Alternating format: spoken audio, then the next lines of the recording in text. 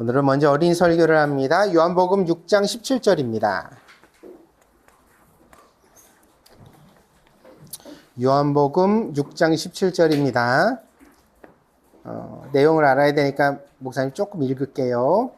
배를 타고 바다를 건너 가버나움으로 가는데 이미 어두웠고 예수는 아직 그들에게 오시지 아니하셨더니 큰 바람이 불어 파도가 일어나더라.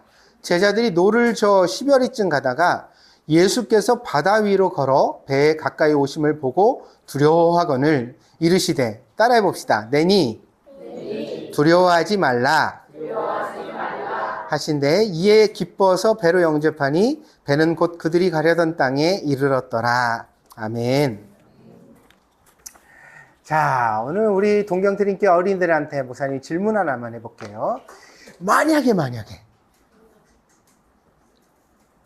투명인간이 되는 약을 여러분에게 준다면 딱 하나를 먹으면 몸이 점점 사라져요. 손이 안 보이다가 팔이 안 보이다가 몸이 안 보이다가 나중엔 전부 다 안 보이게 돼요. 뭐만 남을까요? 원래대로 돌아오는 약이 있어요. 예리한데? 있어. 하나 먹으면 투명인간 되고 하나 먹으면 원래대로 돌아와. 하나 듣지? 그래 됐어. 그러면 이제 그거 먹어서 내가 투명해지고 나면 뭐만 남을까? 안경이랑 옷만 남겠지? 안경이랑 옷이 둥둥둥둥 떠가지고 막 걸어다녀. 그럼 이제 안경도 목사님 벗어났어. 없지? 그럼 옷도? 무슨 상상을 하는 거야? 희원이가 지금 눈으로 그랬어. 안 보고 싶어요, 목사님. 그래, 근데 약을 먹으니까 안 보일 거 아니야. 그러니까 목사님 안 보여. 안 보이게 됐어요. 여러분한테 이런 약이 있다면 여러분은 그 능력을 어디다 사용하시겠어요? 투명인간이 됐는데 그 능력을 어디다 쓰시겠어요?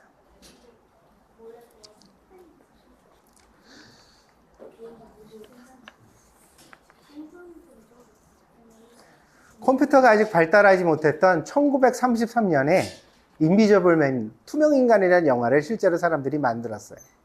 그 영화 속에서 과학자는 주사를 개발해서 그 주사를 이렇게 투명해지는 주사를 동물한테 놔서 동물이 사라지는 걸 경험해요. 근데 아무도 맞을 사람이 없는 거야. 자기 몸에 놨어요. 돌아오지 못하게 됐어요. 영원한 투명인간이 됐죠. 근데 이 과학자는요, 이렇게 투명인간이 된 이후로 점점 더 이상하게 변해갑니다. 처음에는요, 친구한테 장난을 치고 골탕 먹이는 데 썼어요. 얼마나 좋아요. 그죠? 그러니까 친구가 앉으려고 하는데 의자를 싹 빼버려요. 그러면 뒤로 발라닥 넘어지잖아요. 안 보이니까. 그쵸? 그리고 모자도 이렇게 쓰고 있으면 모자를 툭 쳐가지고 떨어뜨려요. 그럼 바람이 떨어뜨린 줄 알고 또 주워서 쓰면 또 떨어뜨리고. 옆에 가서 이렇게 꾹꿀밤을 한 대 주기도 하고. 처음에는 참 재미가 있었습니다. 근데요, 이렇게 재미가 있다가요, 점점 사람이 이상해지기 시작해요. 골목을 걸어가다가 깡패가 사람들을 괴롭히는 걸 봤어요. 자기 몸이 안 보이잖아요. 예전 같으면 깡패한테 가서 말도 못 걸었을 거예요. 근데 가가지고 깡패를 용감하게 때려요. 깡패 입장에서는 허공에서 주먹이 날라와서 막 여기 터져 코피가 터지고 막 이러는데 안 보이는 거야. 도끼비인 거지. 귀신인 것 같잖아. 그러니까 깡패들이 사람을 괴롭히다가 막 도망을 가요. 사람을 막 때렸어요. 처음으로. 그렇게 하다 보니까 이제 못된 사람들을 만나면 어떻게 해요? 손으로 안 때리고 몽둥이 가지고서 때리고 돌 던지고 막.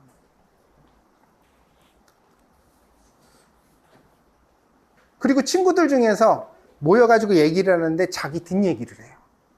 왜냐면 없는 줄 알고, 그죠? 그럴 수 있죠. 아, 누구 박사님은 성격이 이상해. 그때도 나한테 그 말하는데 막 그렇게 해가지고 내가 한번 혼을 내주고 싶었다니까 막 이런 얘기를 하는 거야. 그런 얘기를 들으니까 화가 날까 안 날까? 화가 나요. 분이 나요.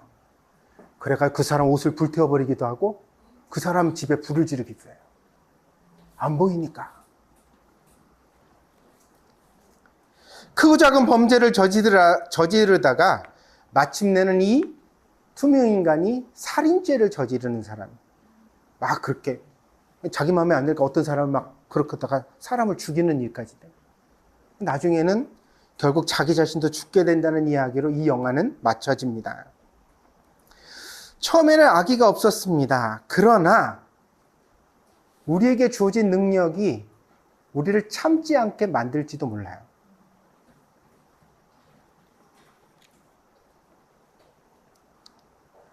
은행에서 돈을 훔치는 데 사용할 수도 있고요. 남의 음식을 몰래 먹을 수도 있습니다.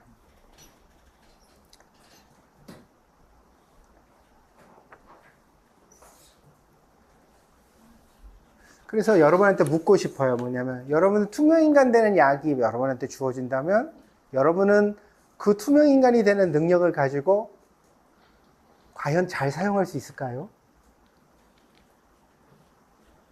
좋은 일에? 쓸모있는 일도 많겠죠. 그죠? 그죠? 어떤 흉악한 범인이 인지를 잡아가지고 막 이렇게 목숨을 위협하고 있는데 투명인간이면 어떻게 할 수 있어요? 몰래 가가지고 총을 뺐거나 칼을 뺐거나 그래가지고 그래서 사람을 구출해 줄 수도 있죠. 그렇죠? 그렇죠? 좋은 일을 할 수도 있는데 그 능력을 과연 우리가 그렇게 잘 쓸 수 있을까? 여러분, 슈퍼맨이 왜 영웅인 줄 아세요? 슈퍼맨은 엄청난 능력을 가지고 있지만 그래도 여전히 착하기 때문입니다. 만약 그 마음의 착함이 사라지고 나면 슈퍼맨은 악당 중에 최고의 악당이 될 겁니다. 아무도 못 막아요. 하늘을 날아다니지, 강철도 부셔버리지, 눈에서 레이저가 나가지. 이거 어떻게 할 거야, 이 사람을? 근데 이 사람이 이 능력을 가지고 위기에 빠진 사람을 구해주고 악당을 물리치고 세상에서 정의를 실현하는데 역할을 하니까 우리가 슈퍼맨을 영웅이라고 부르는 거잖아요. 그럼 우리 모두 다 한번 생각해 봐야 돼요. 뭐냐면 우리는 과연 우리에게 주어진 능력을 가지고 끝까지 착하게 살아갈 만한 사람일까? 어느 날 제자들이 갈릴리 호수를 배로 건너게 되었습니다. 그게 오늘 이야기입니다. 디베랴라는 곳에서 가버나움이라는 도시로 이렇게 호수를 건너가는 갈릴리 호수예요, 호수. 그런데 이 갈릴리 지역 사람들은 여기를 갈릴리 바다라고 불렀어요. 왜냐하면 호수가 엄청 컸거든요. 동서로는 11km, 남북으로는 21km에 이르는 큰 호수예요. 그러니까 여기를 배를 타고 건너가게 되어져요. 배를 타고 제자들이 막 이렇게 가는데 저녁 때 출발을 했으니까 밤 12시쯤 돼가지고 아주 깊은 밤이 됐어요. 그래서 보이지도 않는데 저쪽에 가버나움 도시의 불빛을 보니까 그 불빛을 향해 배를 막 가는 거예요. 그런데 갑자기 물 한가운데서 풍랑이 일어나게 됐어요. 바람이 막 물어오더니 오늘 본문에 파도가 쳤다고 그래요. 그때 이제 제자들이 탄 배가 12명이 타고 있었는데 탄 배가 큰 배가 아니에요. 여러분 저거 우에노 공원에 가면 둘이서 젓는 조그만 배 있죠? 그거보다 조금 클까 말까 한 그런 작은 배인데 거기 12명이나 가득 타가지고 가고 있었던 거예요. 그러니 파도가 일어나니 얼마나 불안해요. 막 물을 배 밖으로 퍼내면서 거기서 매달려가지고 어떻게 빨리 저기 불빛 있는 곳으로 가야 돼 그러면서 막 길을 서두르고 있었던 거예요. 그런데요, 여기서 아주 신기한 일을 경험하게 돼요. 그게 뭐예요? 그렇게 풍랑이 파도가 일어나는 거친 풍랑이 일어나는 바다에 저기서 하얀 사람 그림자가 점점 오는 거예요. 어떻게? 무리를 걸어서. 그래서 제자들이 처음에는 전부 다 유령인 줄 알았어요. 우리가 죽을 때가 되니까 귀신이 나타났나 보다. 그런데 가까이 와서 보니까 그분이 누구예요? 예수님이에요. 예수님이 오늘 그 말씀하셨어요. 내니 두려워 말라. 나다 두려워하지 말아라.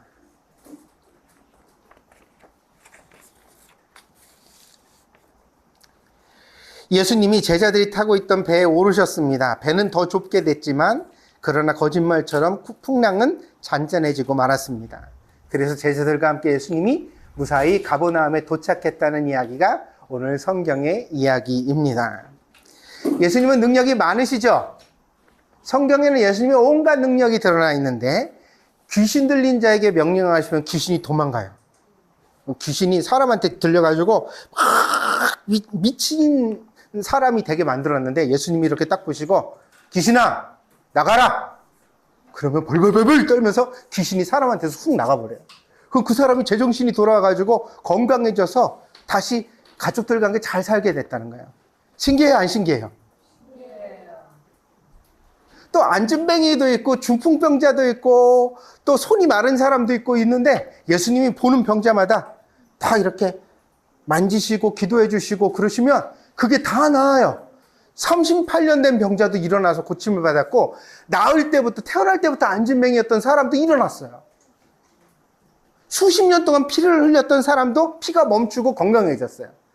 예수님이 원하시면 모든 병을 고치세요. 심지어 병자만 일으키시는 게 아니에요. 예수님은 어떤 분이냐면 죽은 사람도 살리세요. 나사로라는 사람은 죽은 지 사흘이 지나 무덤에서 썩은 내가 진동을 했는데 예수님이 무덤에 딱 가셔가지고 나사로야 나와라! 그러니까 무덤 안에서 나사로가 배로 톡톡 동이고 미이라처럼 돼 있었는데 거기서 일어나서 나왔어요. 예수님은요 병자만 고치는 게 아니에요. 보리떡 5개와 물고기 2마리로 5,000명을 먹이셨어요. 아껴 먹었나요? 아니요. 성경에 그렇게 우리가 이해할까 봐 배불렀다고 나와 있어요. 배부르게 5,000명이 먹었대요. 보리떡 5개 요만한 거 가지고. 근데 남은 건 더 신기해요. 남은 조각을 거두었더니 12광주리가 가득 찼대요. 신기해요, 안 신기해요? 예수님은 바다 위도 걸으세요. 바다 위를 걸으니까 호수 위는 걸을까 못 걸을까? 풍랑이 부는 바다 위도 걸어가시니까 잔잔한 수영장 위는 걸을까 못 걸을까? 와이. 예전에 목사님이 중고등부 이제 형아들이랑 이제 예배를 드리던 시절에 예수님이 어떻게 무리를 걸으신지 아냐 그랬더니 모른대요. 그래서 목사님이 가르쳐 줬어요. 어떻게 걸을게요? 오른발을 디뎌요. 빠지기 전에 왼발을 디뎌요. 그리고 또 빠지기 전에 오른발을 디뎌요. 그럼 예수님은 무리를 걸어가시잖아. 그러니까 형아들이 그때 전도사님이었는데 목사님에서 묻더라고요. 그렇게 간단하면 전도사님이 하실 수 있어요? 나는 못하지. 예수님은 하셔. 자, 그런데요. 바다 위를 걷는 것보다 더 신기한 능력이 있어요. 뭐죠? 태풍을 말씀으로 잔잔케 하시는 거. 여러분, 태풍이 그냥 태풍이 아니잖아요. 아주 거대한 바람이잖아요. 도시를 다 삼켜버려요. 태풍이 오면 여기만 바람 불어요? 아니면 전체가 다 바람 불어요? 집이 떠나갈 듯이 아파트가 핑핑 소리가 나게 바람이 불잖아요. 근데 예수님이 잔잔하라 그러시니까 어떻게 됐어요? 파도가 잔잔해지고 바람이 멈췄어요.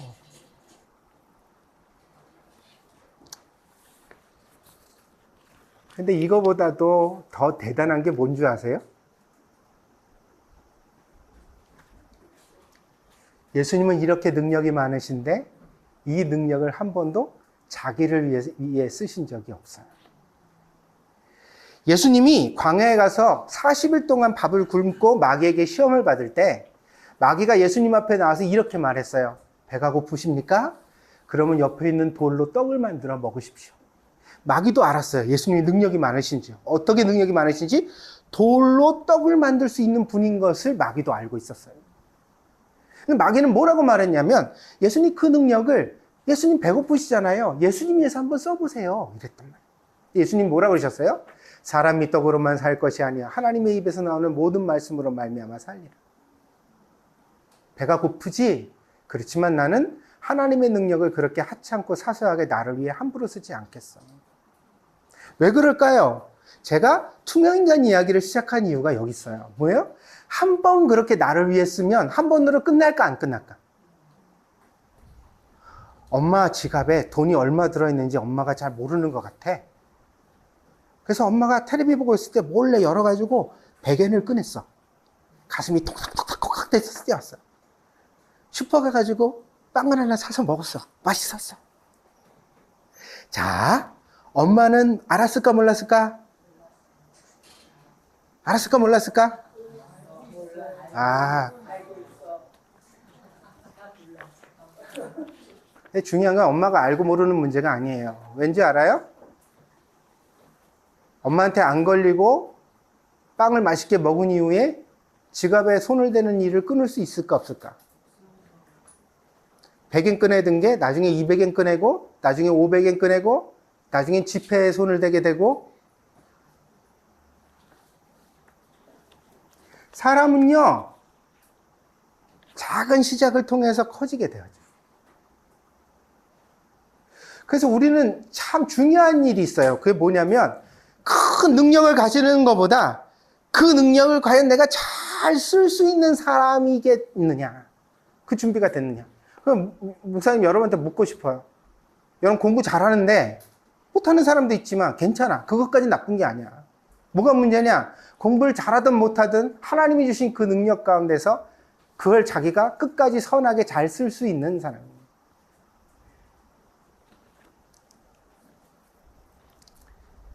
수학 시험이 맨날 25점이 나와요. 속이 상했어요. 근데 아무리 공부해도 못하겠어. 근데 어느 날 시험을 보는데 앞에 있는 애가 맨날 80점, 90점 받는 잘하는 애인데 시험을 보다가 이렇게 앞으로 지우개를 주술라고 이렇게 숙였는데 거기 보니까 이렇게 답이 다 보여. 답이 다 보여. 이렇게 보고 쓰는 걸 뭐라 그러죠? 컨닝.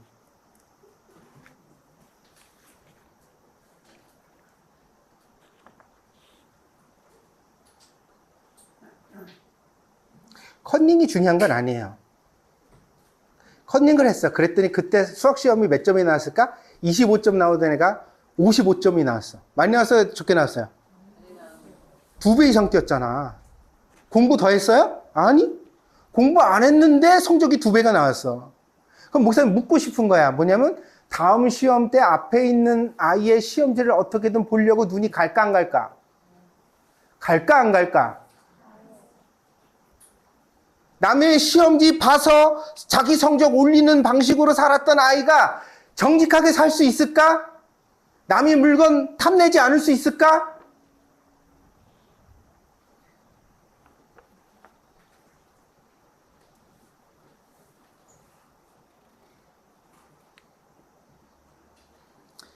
능력이 많고 적음의 문제가 아니에요. 목사님이 봉사 시절에 가서 봉사를 한 적이 있는데 거기는 이제 저기 서울에서 성남 들어가는 길목에 서울시립 아동병원이라고 있어요.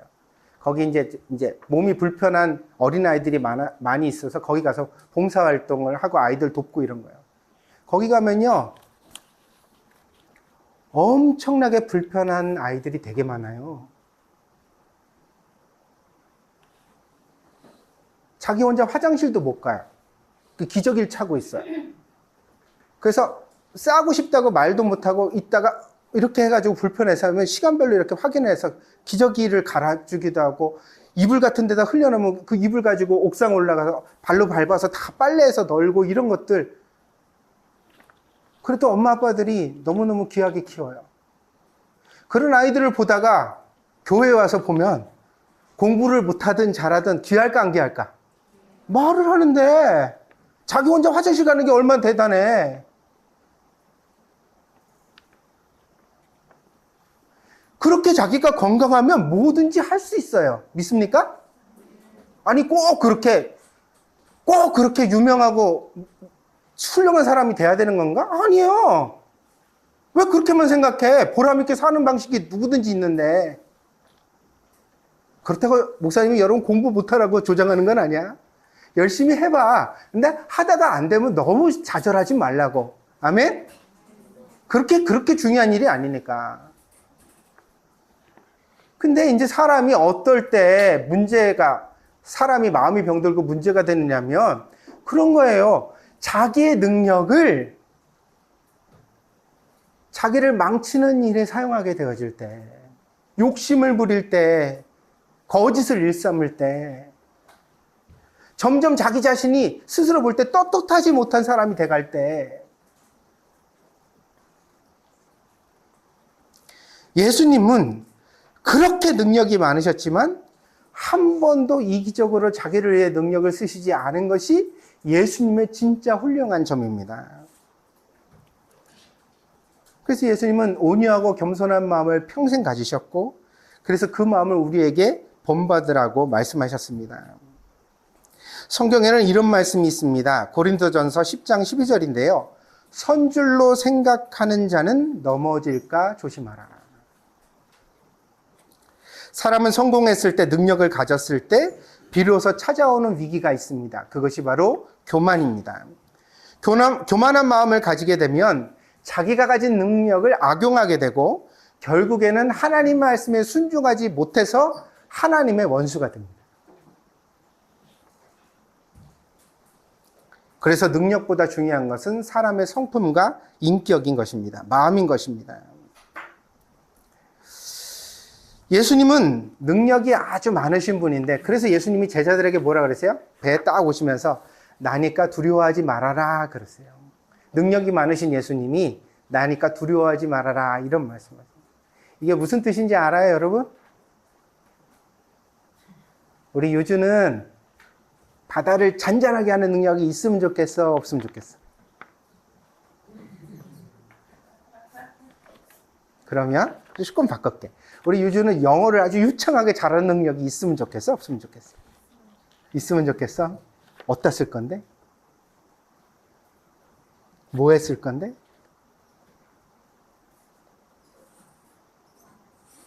응? 근데 이제 우리한테 위험이 있거든요. 나한테 생긴 능력을 가지고서 나를 파괴하는 일에, 나를 망치는 일에 잘못 쓸 위험이 있어요. 그래서 예수님이 뭐라 그러시냐면, 내니 두려워하지 말아라. 예. 유주야, 예수님이 이게 목사님 아니고 유주한테 목사님이 아니라 예수님이 그러시니까, 유주야, 내가 너와 함께 했으니까 두려워하지 말아라. 능력이 필요할 때 내가 언제든지 네 곁에서 바다를 잔잔하게 할 거야. 네가 충분히 잘 감당할 수 있게 되었을 때 내가 너의 혀를 풀어서 영어를 잘하게 해줄 거야. 걱정하지 마. 알았어?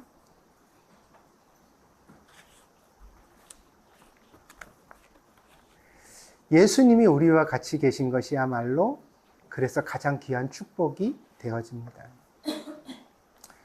그 예수님과 같이 하지 못하는 조건은 뭔가 그러면?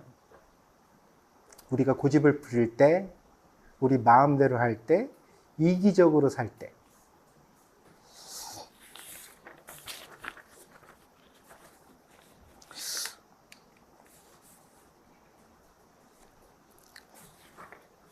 과연 우리도 예수님처럼 온유하고 겸손한 사람으로 끝까지 살아갈 수 있을까요?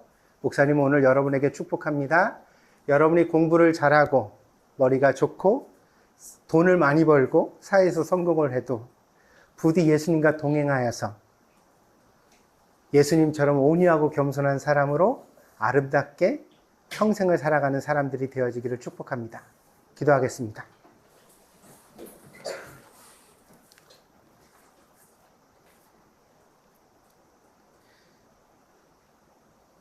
예수님께 큰 능력을 달라고 기도하지만 정작 그 능력을 가지고 어떻게 살아갈지는 잘 생각해 보지 못했습니다.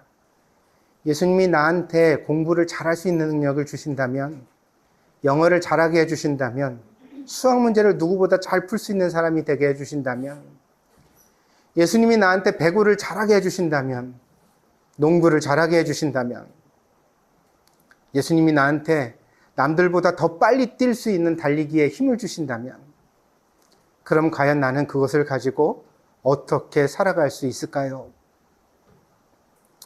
예수님, 우리들도 예수님을 본받아 온유하고 겸손한 사람이 되기를 원합니다. 내 뜻대로, 내 마음대로, 내 욕심대로 살지 않고 하나님 말씀에 늘 순종하는 겸손함을 우리 마음 가운데 가지게 하여 주시옵소서. 남들 앞에 힘이 있다고 자랑하고 의수되는 것이 아니라 늘 온유한 마음으로 부드럽게 살아갈 수 있는 사람이 되게 하여 주시옵소서. 우리가 그렇게 예수님을 본받아서 우리 평생 하나님을 기쁘시게 하고 또 많은 사람들에게 기쁨을 주는 복된 사람이 되게 하여 주시옵소서. 우리 동경드림교 어린이들에게 하나님께서 이와 같이 복 주실 줄 믿습니다. 감사드리며 예수님의 이름으로 기도하였습니다. 아멘.